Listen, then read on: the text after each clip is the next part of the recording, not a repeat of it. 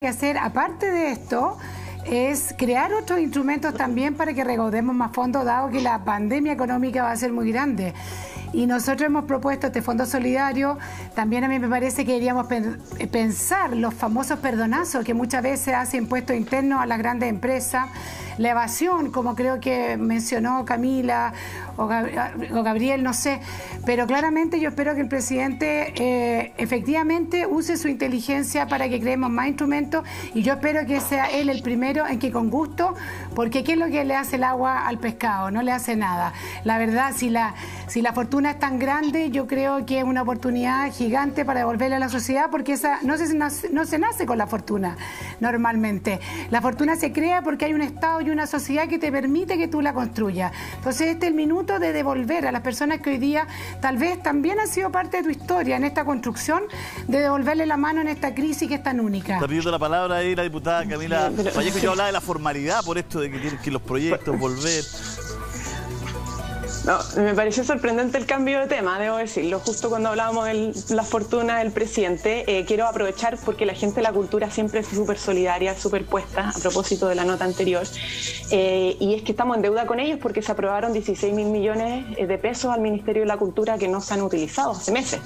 Entonces ahí hay un descontento muy grande de la gente de la cultura. De hecho, están ya casi pidiendo la renuncia a la ministra. Yo creo que lo que corresponde es ejecutar esa plata porque no están en muy buenas condiciones la gente de la cultura. Ahora, volviendo al punto anterior, Camila, hay 16.000 millones. Hay 55 instituciones del mundo de la cultura que dejaron de conversar con la ministra. Por eso está en una situación de crisis ahí, y muchos están pidiendo la renuncia. Vamos a tocar ese tema más adelante en el programa otro día. Volviendo al tema del presidente. Bueno, sí, efectivamente hay conflicto de interés. El presidente de la República está en el ranking Forbes, es uno de los más ricos del mundo. En Chile concentra una riqueza muy grande a nivel patrimonial. Yo espero que este argumento de que el impuesto a los súper ricos no es viable porque es muy difícil de ir a recaudar y de fiscalizar no sea porque el presidente no va a querer pagar el 2,5%. Vamos a tener que salir a perseguirlo, parece. Espero que no sea por eso. Y respecto, por ejemplo, a estas ayudas que se están levantando como Don Francisco, esta nueva especie de Teletón. Mire, yo creo que Don Francisco logró acumular, por lo que entiendo, una fortuna de 200 millones de dólares en su trabajo en Univision. Yo entiendo que hayan campañas solidarias, pero la última Teletón logró recaudar como 32.000 millones de pesos. Y nosotros estamos hablando de una recaudación de entre 4.000 y 5.000 millones de dólares.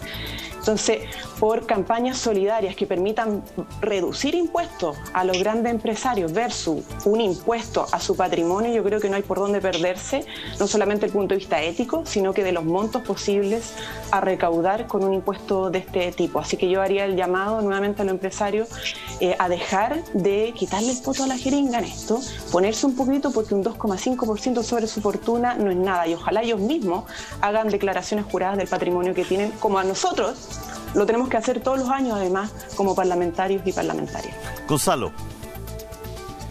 Bueno, antes que te vaya a Canal 13, Julio César, no he dicho eso. No ponga palabras. No me voy a ir. Oye, sobre el mundo de la cultura, te quiero contar que ayer tuvimos una reunión transversal con parlamentarios de la oposición y del oficialismo con la ministra de Cultura, así que estamos bastante avanzando en ese tema. Y yo tuve también hace un par de días atrás reunión con varias instituciones del mundo de la cultura, sobre todo los museos, el Precolombino, Violeta Parra, que estamos trabajando en conjunto para que este año el patrimonio y sobre todo respecto del presupuesto no baje en ese tema. Así que estamos trabajando ahí la línea y bien transversalmente. En segundo lugar, te quiero decir que mira, si finalmente lo importante es que los impuestos o las leyes que afecten impuestos recauden, porque si no les callampa. O sea, si no recaudan un peso, la verdad que nos comprometemos a recaudar algo que no recauda. Y yo creo que aquí, por eso, yo creo que lo más importante es recaudar impuestos. Y para que eso suceda, tenemos que ser eficientes. La propuesta, diputado, lo que el Estado se compromete a decir, yo voy a recaudar 8.000, 6.000, 4.000 millones, lo recaude. Porque si no, le estamos mintiendo a las personas. Y yo creo que recaudar patrimonio es súper complicado. Por eso que la mayoría de los países no tienen impuesto al patrimonio. No existe porque es carísimo hacerlo y es poco eficiente. Pero sí me tomo lo que Gabriel señalaba, que son propuestas que nosotros en Nación Nacional le hemos hecho al gobierno. Por ejemplo, las exenciones tributarias. O sea, lo que no paga impuesto hoy día en Chile. Por ejemplo, las acciones. Cuando tú compras y vendes acciones en el mercado en el mercado accionario, no pagas impuestos, es una exención. Eso, por ejemplo, es algo que debiese grabarse con impuestos, y una de las cosas que hemos propuesto. En segundo lugar, hemos propuesto el tema de los DFL2. Los DFL2 también tienen exenciones tributarias y hoy día no pagan impuestos. Es algo que no debiese tener una exención tributaria. El tema del aprovechamiento del food debiese ser mucho más efectivo, porque la gente con patrimonio, con alto patrimonio, aprovecha el food.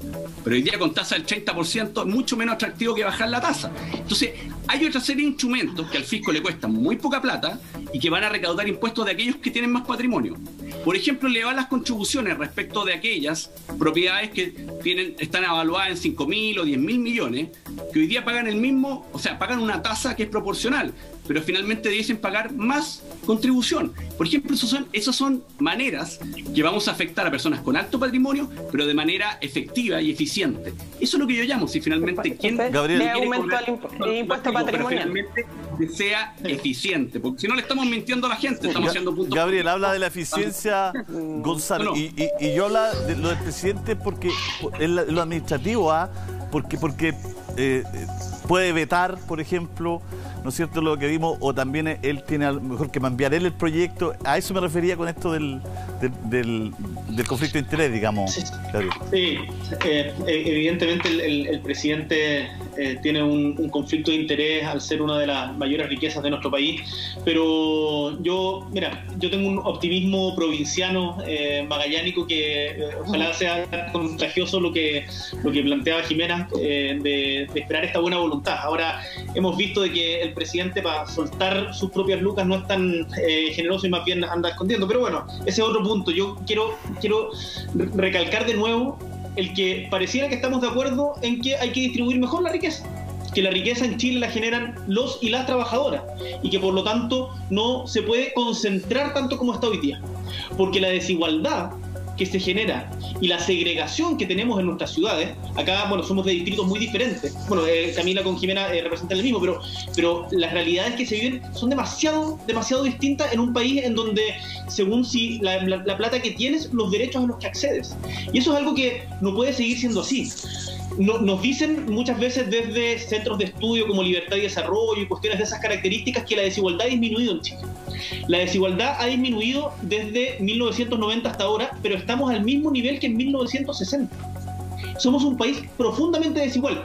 Y con esto quiero aprovechar de vincularlo con otro tema, no solamente en términos de plata, sino también de trato ante la ley, de cómo se trata a los chilenos según quienes son. Lo hemos visto, por ejemplo, en la diferencia de trato que han tenido los manifestantes, quienes se han manifestado por dignidad a propósito del 18 de octubre, y los camioneros. Lo vemos permanentemente, por ejemplo, en el caso de Fabiola Campillay, que se demoraron 8 meses en recién. Yo me alegro que hoy día se haya tomado preso a quien supuestamente le disparó. Lo mismo en el caso de Gustavo Gatica. La ley tiene que ser justa para todos. La distribución de la riqueza implica también distribución de poder. Chile puede ser más justo, Gabriel, y por eso me voy a tirar con todo. Yo también apruebo, quiero aprovechar de decirlo, y los invito a ver el comercial la franja de Que Chile Decida y del plebiscito que estamos lanzando hoy día sobre la Comisión. Gabriel, aprobamos impuestos a los súper ricos, aprobamos nueva constitución, aprobamos 40 horas. Tenemos que irnos, le agradezco. Se armó una cosa rica, que un ambiente bueno. Cuando termine toda esta pandemia y todo, rájese con un asado de usted, el cordero. Invitado a Magallanes. Claro. La Camila estuvo en un asado de cordero en Magallanes en 2011. Un buen magallánico. Gonzalo, gracias por estar. Tendría que ser una olla común, sí. Jimena, gracias por estar. Camila, gracias por estar. Muchas gracias. Gabriel, me quedan 30 segundos. Gracias. Me quedan 30 segundos. Se pegó una frase buena usted en The Clinic. Si puede contestarme en 30 segundos. La leí. Decía, no pasemos por tontina a Lavín. Es bien hábil, no hay que pasarlo a pesar por su candidatura. ¿Qué quiso decir con eso ahí en The Clinic? Que a veces en la izquierda cometemos el error de ningunear a quienes son nuestros adversarios. Lavín es nuestro adversario y es la continuidad de Sebastián Piñera. Es un tipo muy camaleónico, por lo tanto no se trata de sencillamente ignorarlo, sino que hay que debatir en el terreno las ideas y convocar a la mayoría de Chile a votar por un proyecto alternativo, y ahí no me cabe ninguna duda que con la Camila y tantos otros vamos a trabajar juntos en unidad para que sea posible. No descalificar, sino combatir en el terreno de la idea con una nueva propuesta. Gracias a los cuatro, espectacular panela. Muchas gracias. Oye, quiero invitar a todos ustedes a donar al Días Infantiles SOS. Chile está a punto de finalizar su primera colecta virtual. Conéctate con los niños para apoyar a más de 1.600 niños y familias.